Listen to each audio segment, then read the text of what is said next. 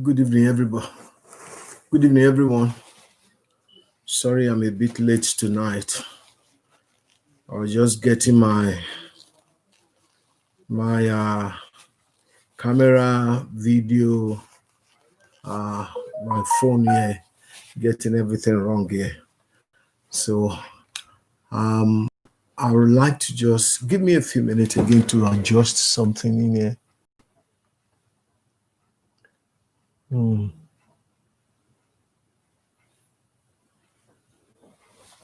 Okay, that's better now. Sorry to keep you waiting. Got barely 55 minutes left.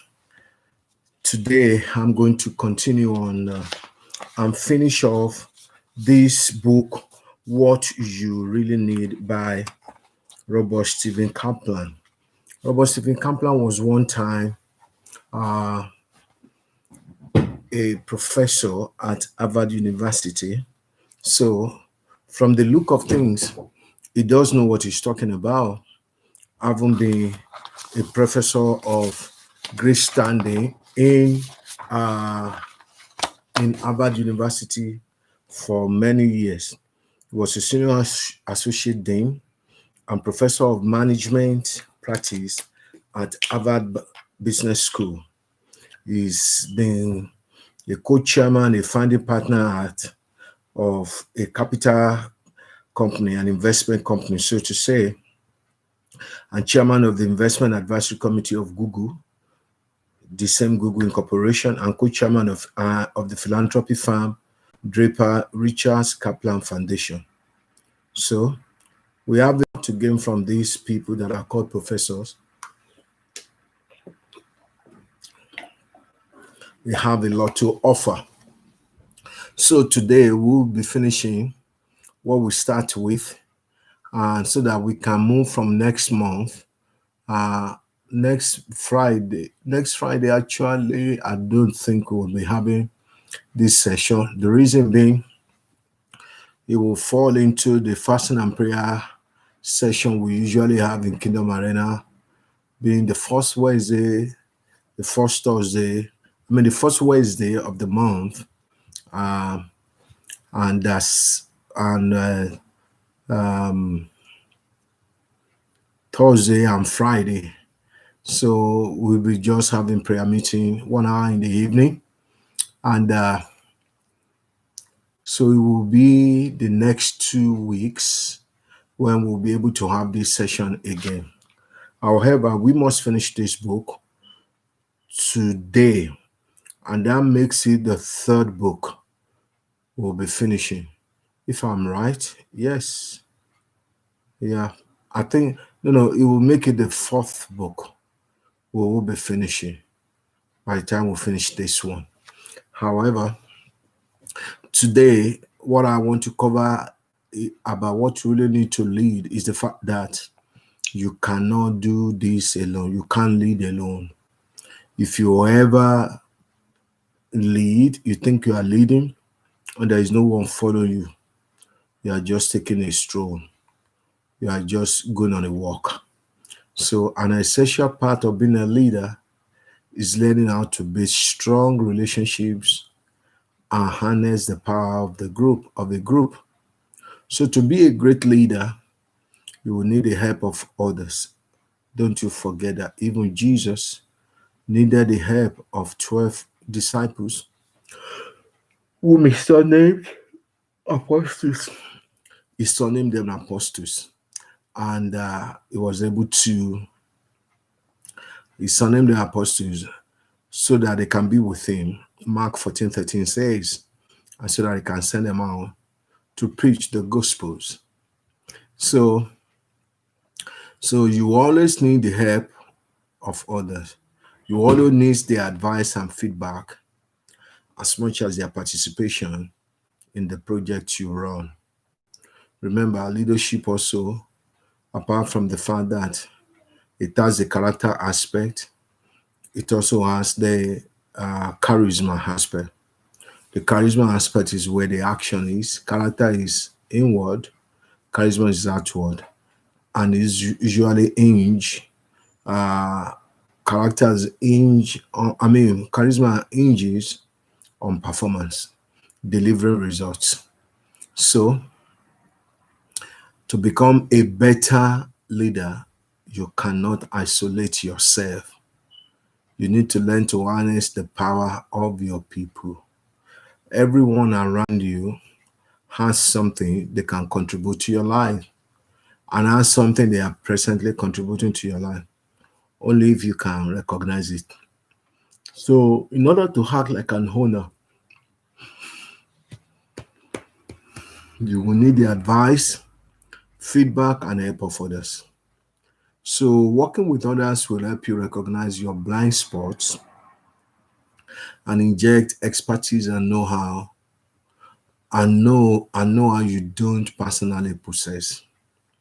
So, if you team up with people who have complementary skill sets to your own, you can achieve far more than if you try and do everything yourself. To build and cultivate good working relationship, you need three things. If you look at it, since we started looking at this book, it's been it's been hanging on tripods in the sense that when you look at what we looked at last week, when we said the training regime for building relationship, for building your leadership, and when you focus on yourself, we are talking about you need three things about yourself and about others that you need to be aware of. And not only that,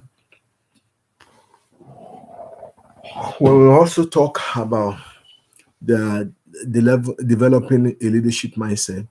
We also say is based on the premise of a tripod with three legs, which has to do with think and always acting like an owner, that is being willing to act on your beliefs and also focusing relentlessly on adding value to others. So when you see that it's no more than three things. Now, when it comes to others, we talk about understanding values, priorities, and alignment. Understanding vision, I beg your pardon. Priorities and alignment. But when it comes to yourself in building your leadership, we said awareness is key for yourself. Passion, you must be able to identify and locate your passion. You must also be able to know how to clarify your ethical values and boundaries and know your life story. So tonight on that, we're looking at, as I said to you, which also makes us to round these things up, has to do with the fact that in there are three things you will need to do when it comes to building relationship with others. Since you can't do this alone, you must be able to. You must give yourself the permission to be self-disclosure, the permission for this self-disclosure, inquiry, and seeking advice. So, how do those three work out in building relationship?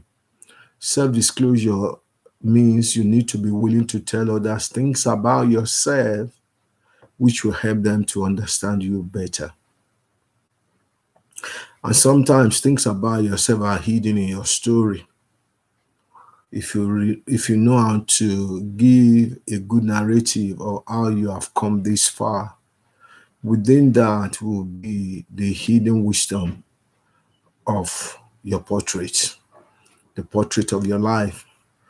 That constitutes your profile. But some people don't know how to tell their own story. Because, and if you don't know how to tell your story, you won't want to repeat it. But if you know how to tell your story, you will know that things that have marked you, they are hidden within your story. Things that have shaped you, they are hidden within your story. And you are able to look at them and see how they have formed you. Yes, self-formation. So self-disclosure means part of your story you can tell to others. You need to feel like you can tell them things in confidence. Inquiry, second leg of building relationship with others. You need to be good at asking other people questions, which will help you understand them better as well.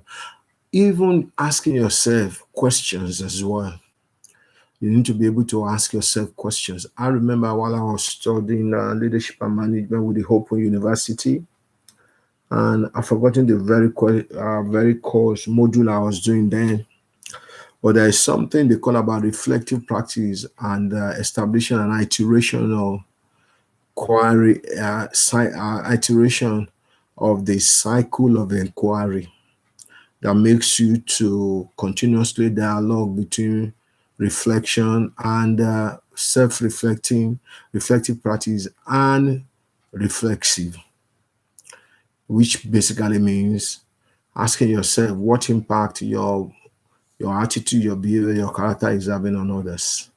So when it comes to building relationship with others, being able to iterate a cycle of inquiry is very, very important. It's mostly about self-dialogue, and that's just nothing but reflection, being able to practice self-reflection. So, because that's what would also enable you to be to ask questions of others. And the third thing is that you must be able to seek advice. You also need to seek advice from the other persons, demonstrating your respect for their opinions, their expertise, and their ability to contribute. I discover more and more that you increase more by being willing to take from others. It enriches your bowel of wisdom. It enriches your depth of wisdom. Letting people also tell their perspective to your ideas, and it just makes the whole thing robust, really. From my own experience of leading others. So, getting feedback from others can be hard work at times, in that it could generate heated discussions, it could generate unpleasant exchanges uh, of words. You may not like sometimes what people may tell you, but I think it's best to always ask questions above those who are of yourself, from those who are above you, those who are below you, and those that are on the same par with you. So yeah, it is important getting feedback from others within those three parameters. So people will feel intimidated and reluctant to say what they really think for fear it may impact on the relationship or their position, the position that they have with you. If that is a problem, it can isolate you facts from others. It can isolate you from important facts others know about you. So, in order to help, especially those who are below you, give you good feedback, the kinds of questions you should be asking include: can you give me one specific suggestion which I can use to improve my performance? And sometimes you might see that that may impinge on the negative impact they have had in relating with you so far. But if you really want to know, if you are willing to want to know the feedback, I think it's good. Really, I think it's good. Especially we are from a culture, we the Black people and Nigerians particularly, the culture that don't a culture that does not encourage the ones below to speak evil of the one above, even when it is apparent. You just suck it in. Just take it and suck it in. But it doesn't help. It doesn't help at all. I remember my father when I was growing up. I was quite vocal, and but it landed me in trouble most times. Landed me in trouble many times. So, but as I grew up, I discovered that it's a way to have to package things that you want to say to your superior without necessarily rubbing it in for them. So some of the questions you may also ask is, what things do you think I should be doing? I should stop doing or start doing to make us more productive, especially if it's a team.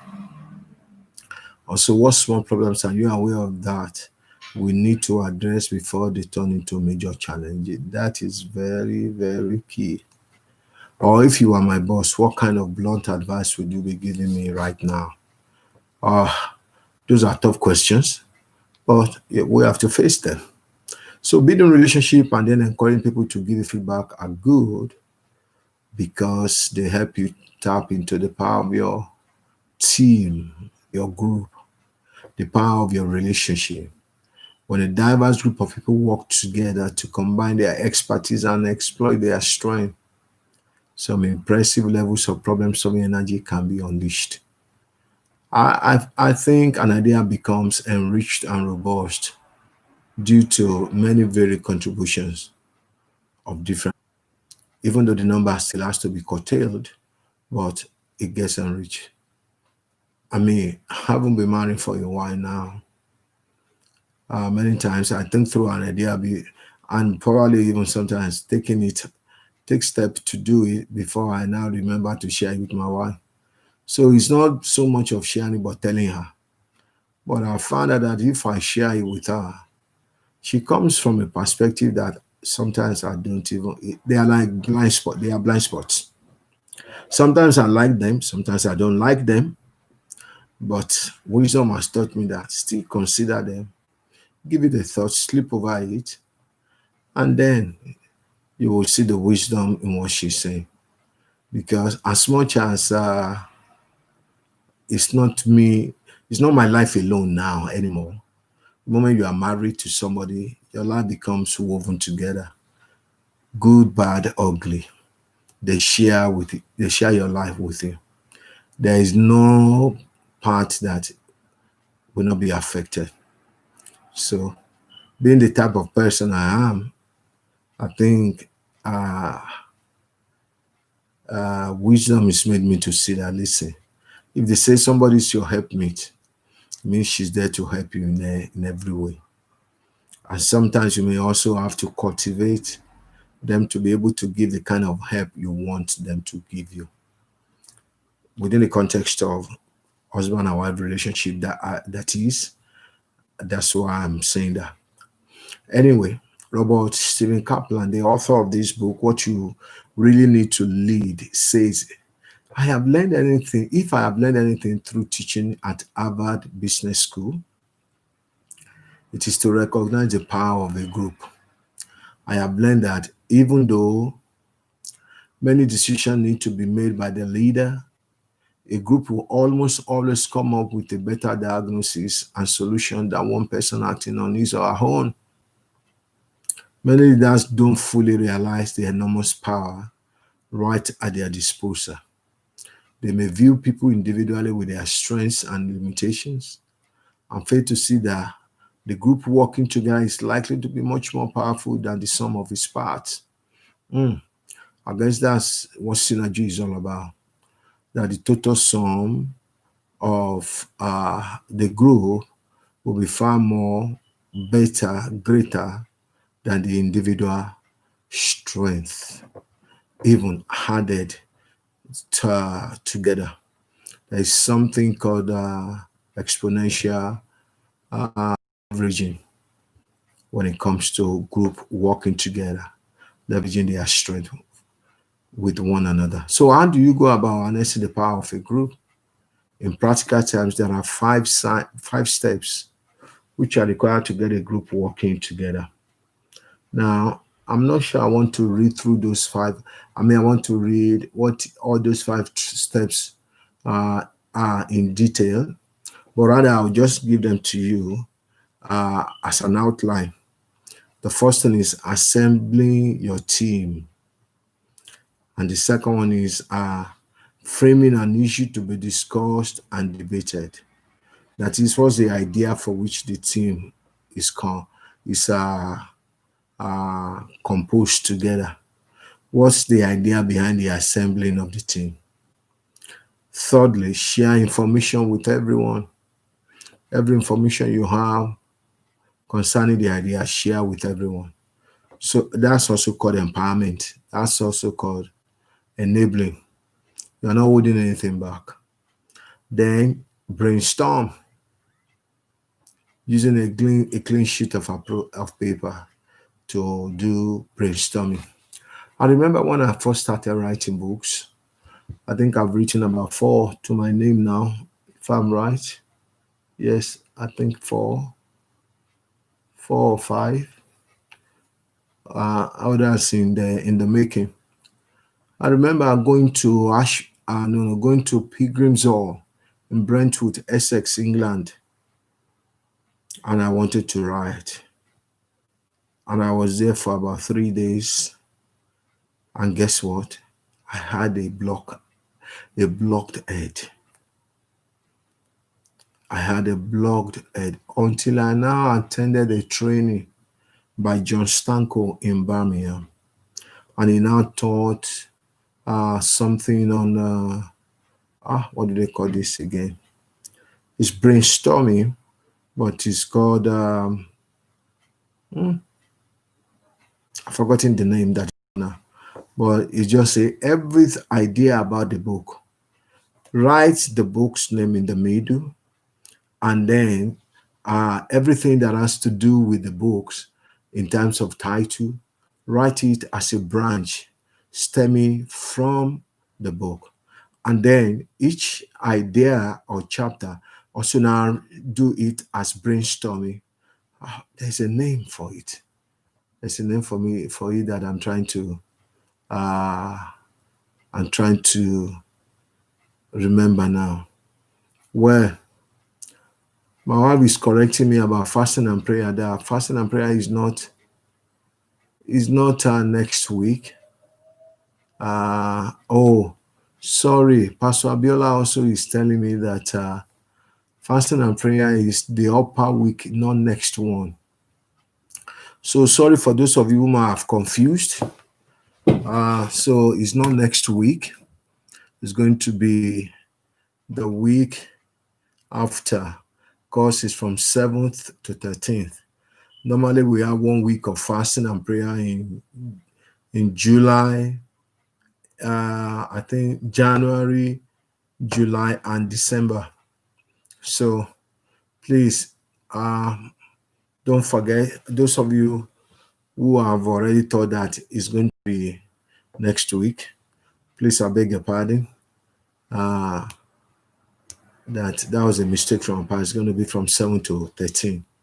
But I was talking about a brainstorming idea session as part of what do you need to harness the power of a group, assembling the team, framing an issue to be discussed and debated by the team, share information you have with everyone in the team, brainstorming the solution to the idea, and lastly, finding a suitable time for analysis and discussion. Analysis and discussion is where things get heated up, bogged down, but then eventually get resolved.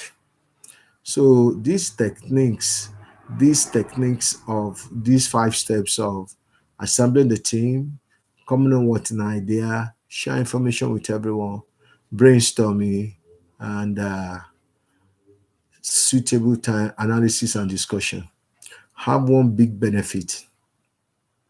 They allow you to continue learning and to avoid isolation. You are no longer alone. You harness the power of your people. Very, very important.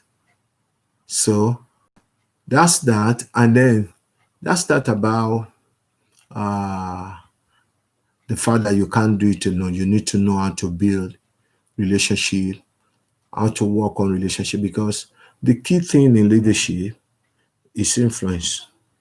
And influence is what you cast upon people that are around you. There is influence upward and there is influence downward. You can influence those that are above you. You can influence those that are on the same level with you. You can also influence those that are below you Oftentimes, you only think about the influence those that are below us. But I have come to realize that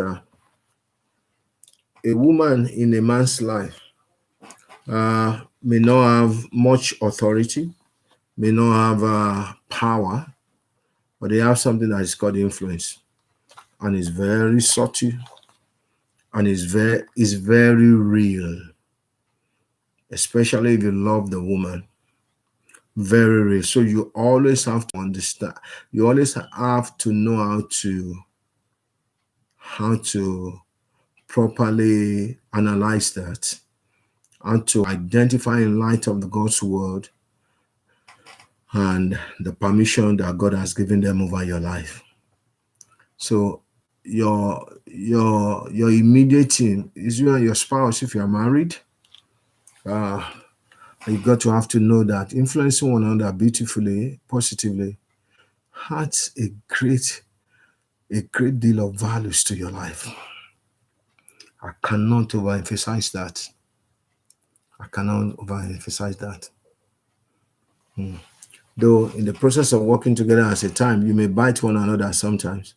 My wife and I just we have a family friend, a couple that have been married for as long as we have also. In fact, we have two or three of them like that. But they can be cat and dog, yet very loving to one another and very supportive of one another.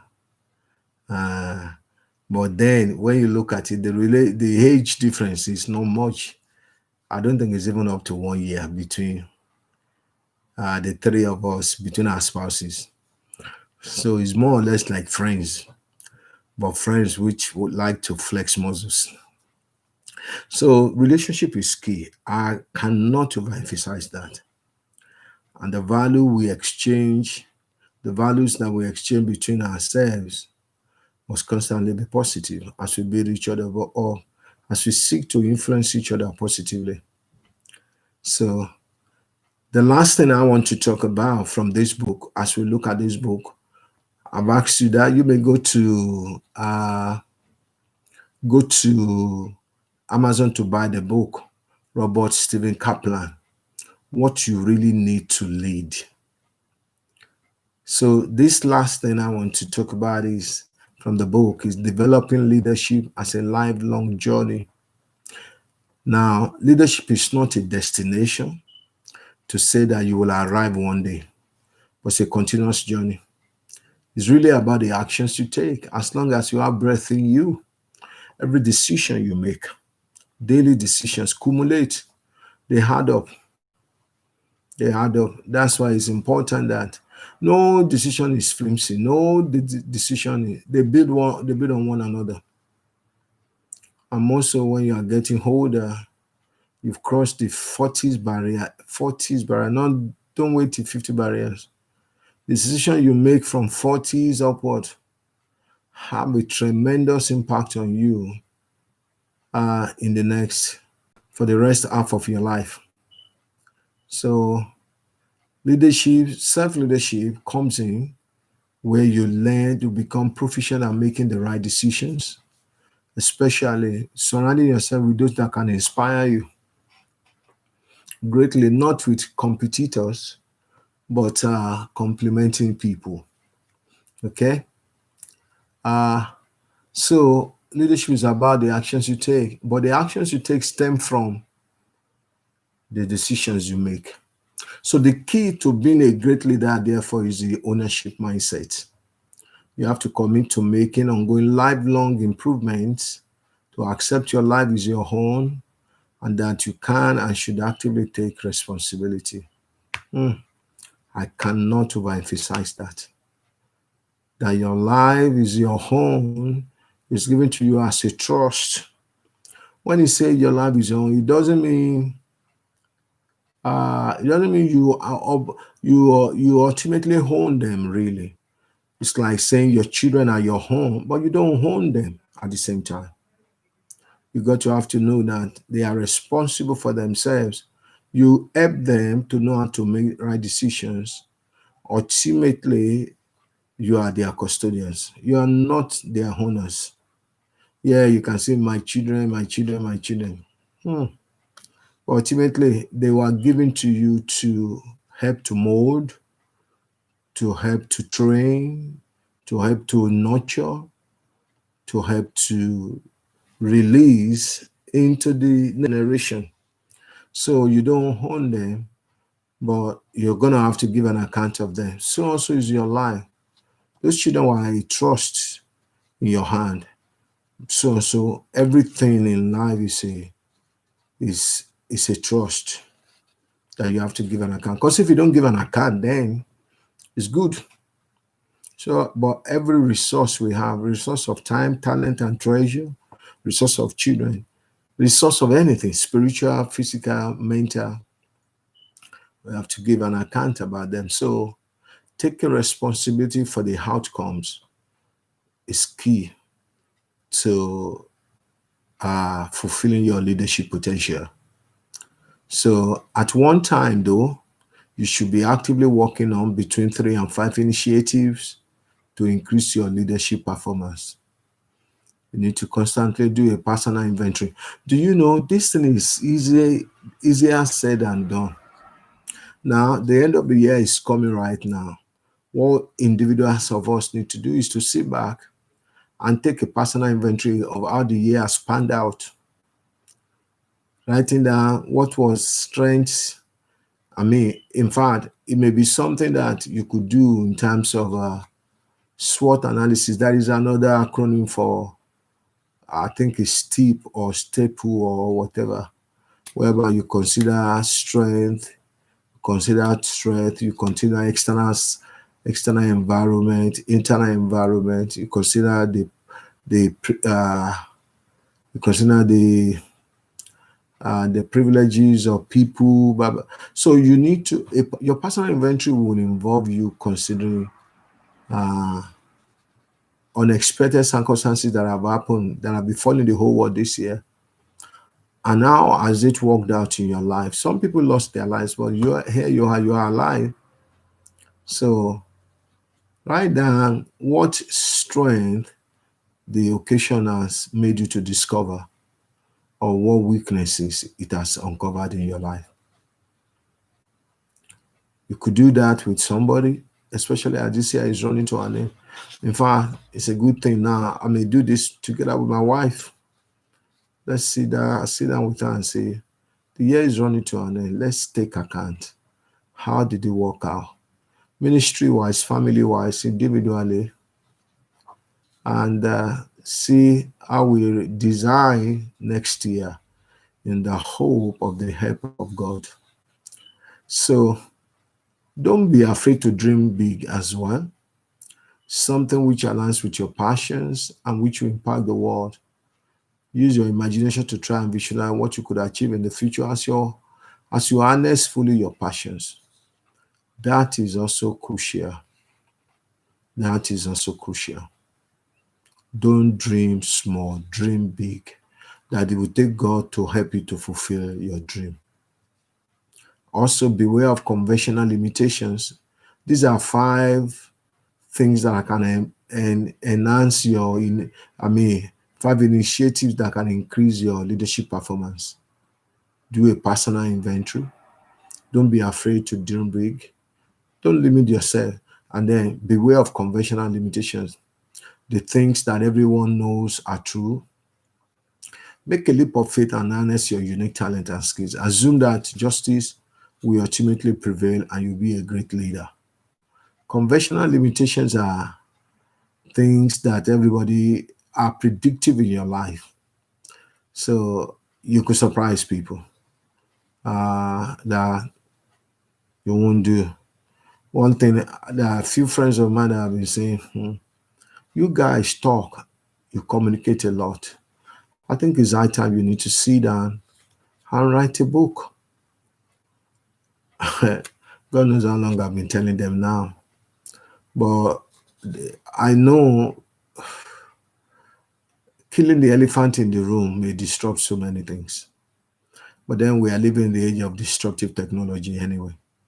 So whatever that needs to be disrupted, as long as it does not, the price of it is not a regret, later.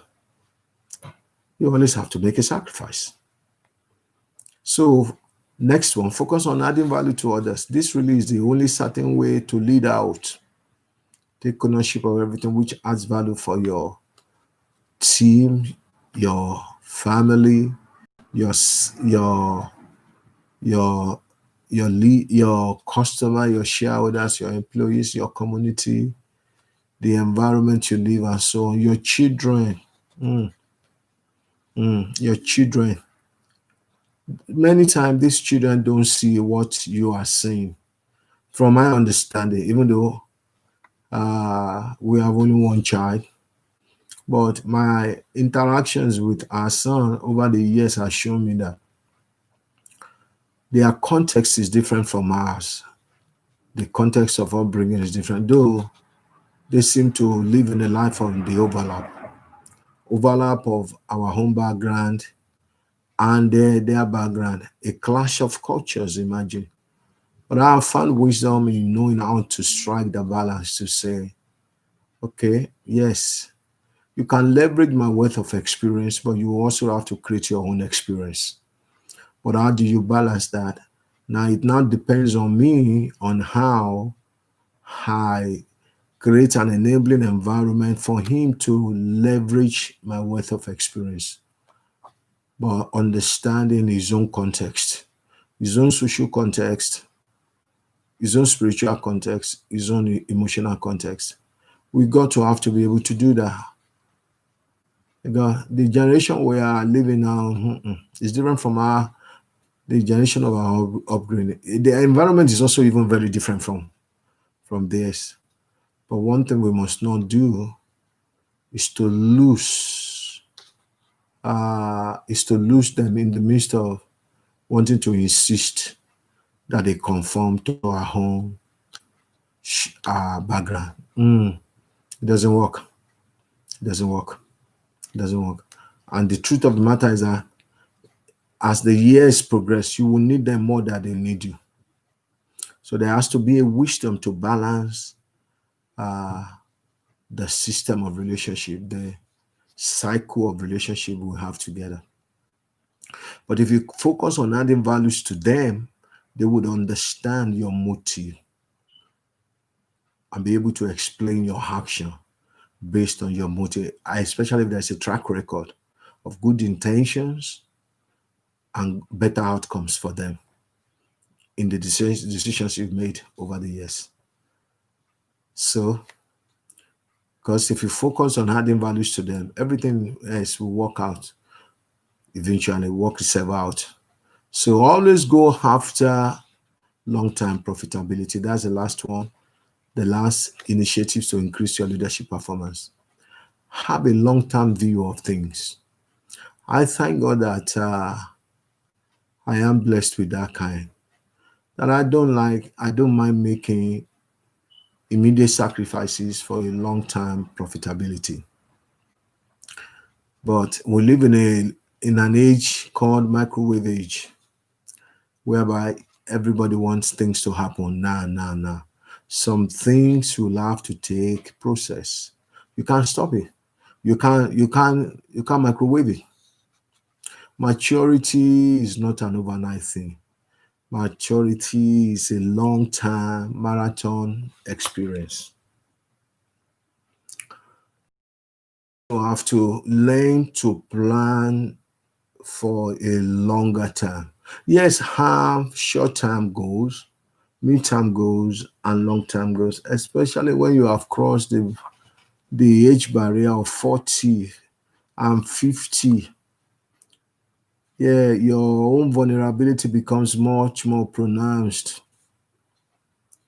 Your financial vulnerability becomes much more pronounced. Your emotional vulnerability also becomes much more pronounced. Your spiritual vulnerability, also everything about it becomes very vulnerable, really. So you can begin to see that you cannot do a solo run as you have done up to that point. You've got to have to learn to leverage the relationship around, the strength of relationship around you with a mindset of adding values to others. So it's important to talk with those around you, your dream, your vision, and the long-term hope you have for them as much as for you. Very, very important. And it is in the process of dialogue and conversation that you will know what they value the most. Then you can go back and rethink your value proposition so you provide more of what they want. Profitability over the long haul is always a byproduct of this kind of focus. What will happen in 5 years' time? What about 10 years' time? What about 15 years' time? What do we need to design now that is going to aid a better outcome that we'll look back and say, wow, it was good we made that decision. So also have a passion for making a difference, for improving things in the broader community and on country where you live. Have a passion on what is my unique kingdom purpose, because every purpose is contributory to the building of the society. Really, that's how a society grows. That's why it's not good to kill the young ones in the society like some government of the world do. They are just killing their own potential. They're just killing their own future. They are destroying their own future. Also, be very open to learning. Ask questions, admit your mistakes, and let the people around you know you are open to changing your mind. Give others permission to admit mistakes and move on as well, and you will have a highly engaged team to work with. Truly, people will make mistakes. So if you are determined to become a better leader, there are tools which you should start using immediately. First, always make a case. Before a meeting, send out a 5 to 6 page document, setting out the fact, and then invite people to study. In other words, give them information just as it's been said already. In meetings, ask open-ended questions which frame the issue accurately. Seek to understand where those ones are before you ask to be understood. Yeah, you may be the one who proposed the idea, but you know what you have on the inside of you, but you also need to give them here to vent out, give them space to vent out, to help you to frame their understanding of the idea, how they see where you're coming from. So learn how to listen actively. This is very, very, can be quite hard, but it's a skill that has to be learned. Learn how to listen actively to the suggestion which other people are probably already putting forward in your meetings. Use mental models which encourage ownership by asking, if you are not afraid of upsetting the boss, what would you do? And if you own this company and in this for the long haul, how would that affect your decision? So inventory your key relationships and find ways you can create a support group of people you feel sharing confidential information with. Having a group to bounce ideas off can be great. One thing that in inventory your key relationships that I like to think or do is that if I want to progress, I want everybody in my circle of relationship to also progress. I want them to move on. I want them to, if anything good is happening to me, I want them to also be part of it, to share from it.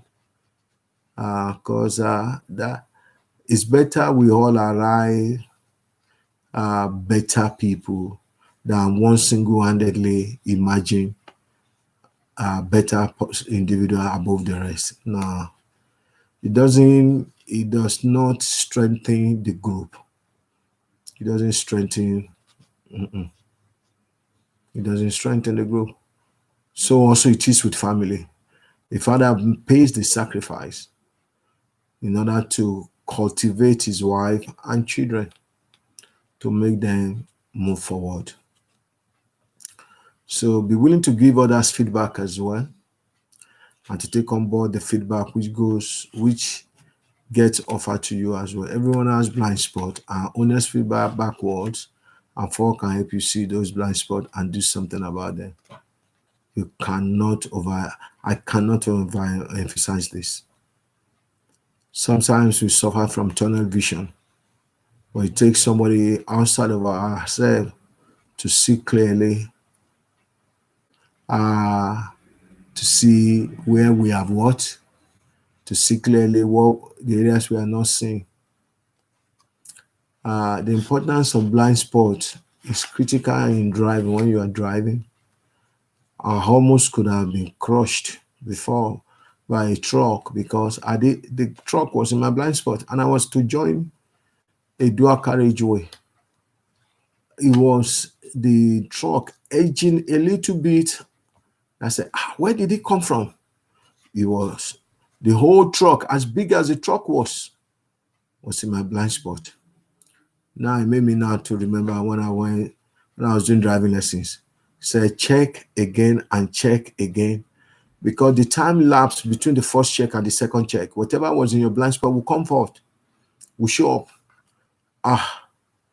When the truck went by, I said, God, you just delivered me from a major accident. All because I couldn't see the blind spot. It's the same thing in life. If you don't see blind spot of your life that others can point out to you, you could have a disaster. You could shipwreck. Also, keep a personal leadership journal where you write down your thoughts. The simple exercise can help you gain perspective and refine your thinking. Create space for face-to-face interactions, and especially during this lockdown. And I think sometimes this Zoom thing also, you get fed up of it. You just want to talk to people face-to-face. Want to interact with people because that's part of what makes us tick. Where you can connect with others, read their body language and grow the relationship. This is still important even in the age of electronic tools like Zoom, like Skype, telephone, and all that. So also interview people, learn about what makes them tick and where you can potentially add value. If you always go out to see how you can add value to people, you automatically find yourself in the position of leadership because you are just distinguishing yourself. So the reality of the world, the reality is that the world needs more leaders who will step up and take ownership of tough challenges. If you adopt an ownership mindset and obsess over adding value, there are loads of challenges you can tackle. The time is now right for you to make a difference.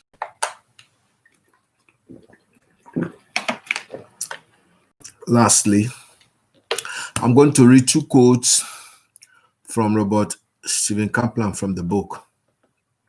Say, think about the challenges in the world that you care about. Find a way to get involved. Join a non-profit board or help someone who could benefit from your judgment skills.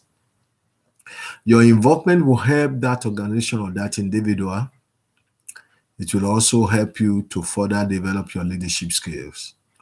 The problems of the world are not going to be solved by someone else. If they are going to be solved, they will have to be addressed by someone like you. And lastly, however you decide to use your talents, if you are true to your values, principles, and who you are, if you are motivated to keep learning and apply your skills and energy with determination, and if you never compromise your integrity in hopes of short-term success, I'm confident that you'll make a real impact. More importantly, I think you will feel like a big success, and that will make all the difference. I hope I've made some sense to you. Everything I've read here today is not my idea. I'm not that smart to be able to bring all those together. Is the idea of others, idea that has been taken from the book, what you really need to lead. But one thing I know I love doing, I love learning. I'm a lifetime student, and I will forever be a lifelong learner. So I pray and I hope what I've shared with this book for your mental empowerment has been of great help to you. Next week, I'm going to start your best year yet, your best year ever, of a book that is written by Michael, Michael Yatt, and it's going to be of great blessing to you. It's going to be, and I want to finish that whole within next month, because in order to prepare you for next year, the book has a 5-step plan for achieving your most important goals. And Michael Yatt is a founder and CEO of his own leadership development firm, Michael Yatt and Company. He was formerly the chairman and CEO of Thomas Nelson Publishers. Thomas Nelson Publishers used to publish Bibles, and I think they are still publishers of some versions of Bibles up to today. He's the author or co-author of several bestsellers, including Living Forward and Platform. And Platform, Get Noticed in a Noisy World. So it will be of great blessing to you, of great blessing. So join me next week, same time. But don't forget, if you are able, you can join our service on Sunday, 11 a.m. to 12:15. I believe that you will be greatly blessed and challenged. So your best year ever. I look forward to share that with you in preparing you for 2021.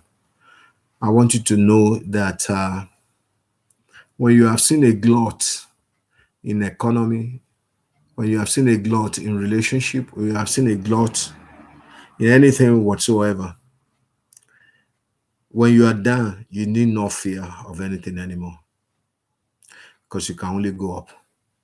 But you can only go up if you look up. So I want you to know, begin to look around. How do I go up from this economic downturn? Not this only economic downturn, from this social downturn. It's a downturn for everybody. And in the cycle of property management, in the cycle of economy anywhere, when there is a downturn, it can only go up. But it's best to go up. Also, it is spiritually, so it is financially. There is always the crest, and there is always the trough. So when you are in the trough, you need to know how you can climb to the crest. That's what I'm hoping will be awakened within you in the name of Jesus, so you can move forward. I pray that the Lord give you a greater understanding in Jesus' mighty name. Amen. Thank you for joining me tonight. See you on Sunday. Bye-bye.